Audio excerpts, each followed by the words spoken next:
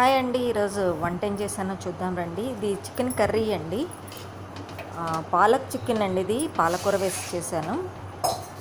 ప్రోటీన్తో పాటు ఫైబర్ కూడా తీసుకోవాలి కదండి, అందుకనే దీంట్లో కాల్షియము ఫైబరు ఉంటుందండి దీంట్లో. నెక్స్ట్ ఇది ఎగ్స్ కర్రీ అండి. నెక్స్ట్ ఇది రైస్ అండి. రైస్ వండేసేసి వర్క్ చేశానండి, బ్రౌన్ రైస్. నెక్స్ట్ ఇదేమో క్యాబేజీ కర్రీ అండి. క్యాబేజీ కర్రీ ఎవరికి ఇష్టమో కామెంట్ చేయండి. ఎక్కువగా స్మెల్ వస్తుందని చాలా వరకు కొంతమంది తినరండి ఇది. నాకైతే బాగా ఇష్టం అండి క్యాబేజీ కర్రీ.